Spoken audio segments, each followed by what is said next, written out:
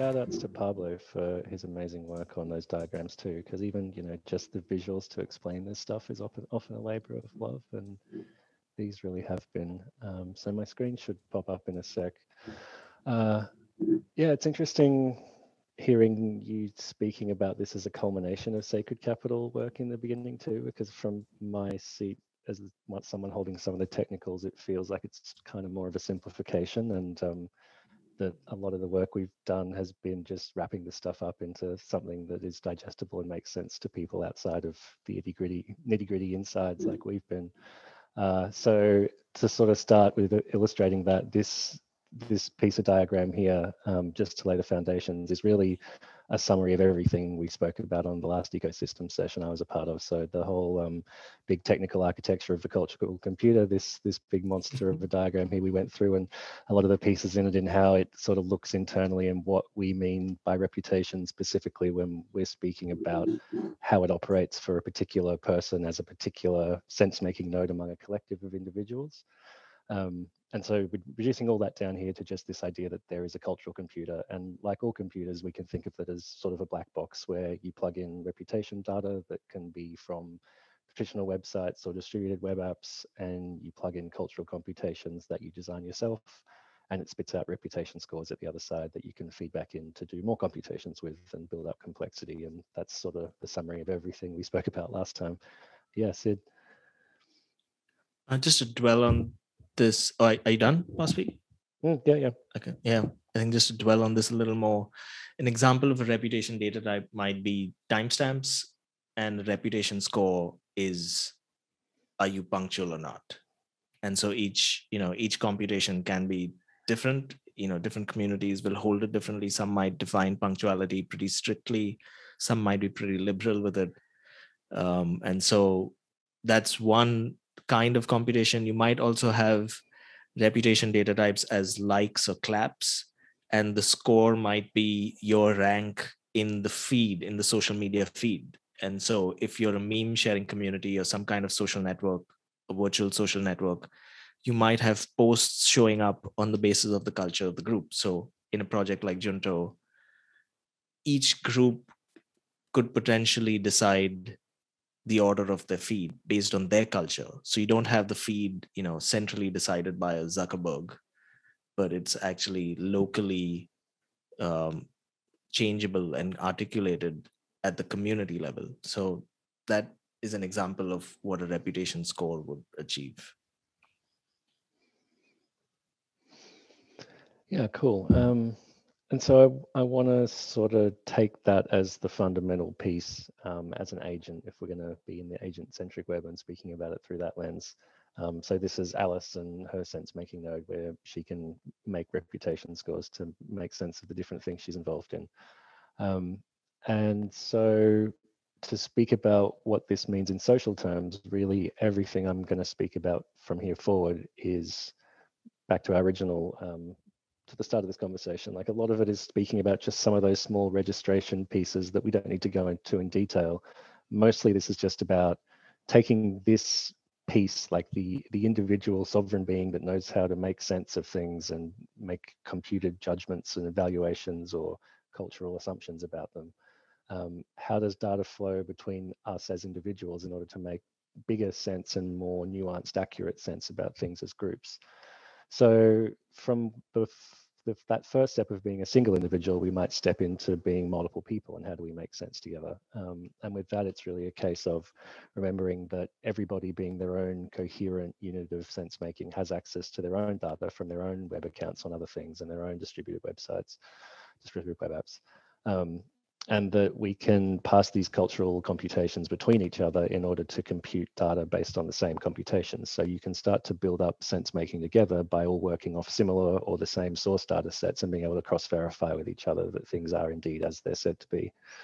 And so once we have this ability to kind of cross-check each other's work, then the next step is being able to cohere that together. And some of these pictures need to, there we go, load nicely.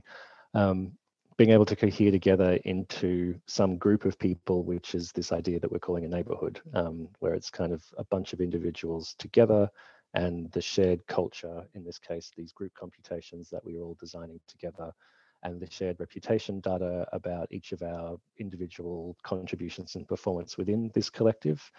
All of that gets put together in what we're calling a neighborhood context, or neighborhood culture registry in this point, because it's where we're registering all these different pieces in regard to the culture of the group, and that we can start to create group units of understanding and coherence on that basis, where a group is really just the sum of its parts in terms of all the cultural computations that we're agreeing to assess each other's worth by, or contributions, or however you want to frame it, and all of the data that we've used to do so over time. I'm just going to pause there for a second, but you're all nodding, so that's good. So moving from being able to form coherence as a group together, the next thing becomes, well, what happens when you're outside of that group, and how do you see inside it? So here we've got some new colors being introduced, where there are people within the group, Bob and Alice, who are indicated as what we're calling mimetic bridges. And so this is again part of the neighborhood culture registry. And I guess a bigger thing to say about all this is that we're really talking about a reputation fabric and a way of computing and making sense together that's modeled on the way that human beings really function in groups and how we operate. And so, you know, this is all about, well, how do we get to a point of even having a group of friends and understanding who we are? But then from that point, it becomes the questions of like, okay, I'm not in the group, so how do I figure out what's going on in the group? And the answer is you ask someone who's in the group. And so in this case, we kind of, you register different people as being like the trusted members of that group who are responsible for answering on its behalf and who might make decisions for it, but not necessarily, you know, they could just be watchdogs or people with a stake in it. And you might think of it as like, you know, like the comms team in an organization might be a mimetic bridge into the organization, where they're the ones who are returning information about what's going on inside. And again, because of all this way that we can pass data around between each other, we can have someone externally either checking information that's been provided to them about what's going on inside the group, or providing their own computations to request that things that they're asking about be determined for them and returned from inside the group.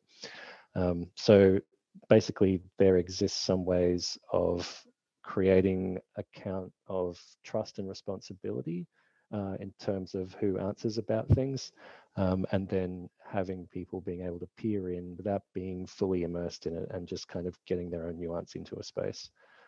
So semi-permeable information transmission is sort of important, with not overwhelming people with information, but also not siloing completely so that there's no transmission at all. And then from there, we get some other things interestingly emerging. I wish these pictures wouldn't do that. Where you may have situations where you're talking about neighboring groups. So it could be like a few subreddits within the same parent Reddit, say, you know, like there's communities that already have strong relationships between each other. So often it's posts that you've made elsewhere influence whether you're allowed into this new space.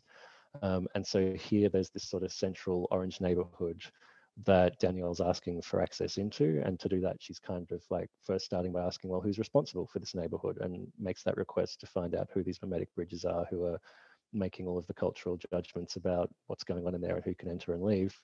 And then she can then use that information to basically do the same thing as before, send the cultural computations around to them, ask them to verify her reputation in the foreign community based on their visibility into it.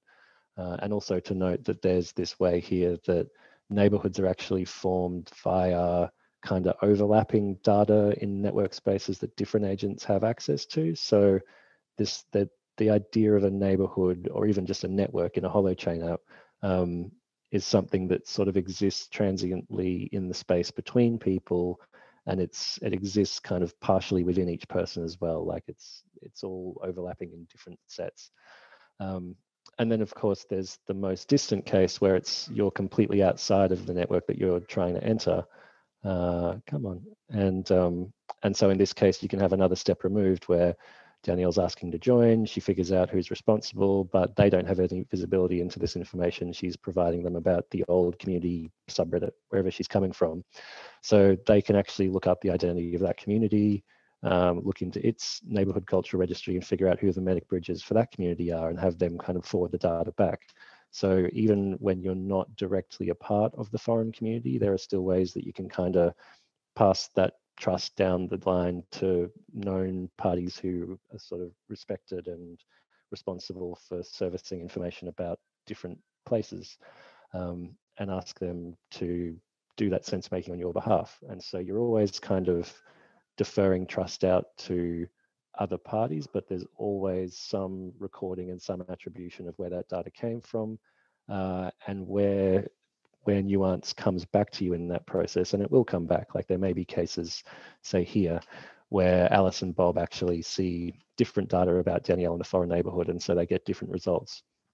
And so it's just sort of important to note that there is a point beyond which this can't really be automated, because it does come down to individual human sense making and some nuanced awareness about the reasons as to why Alice and Bob might see different things to Danielle that would lead to the group eventually allowing Danielle into the neighborhood she's requesting to join.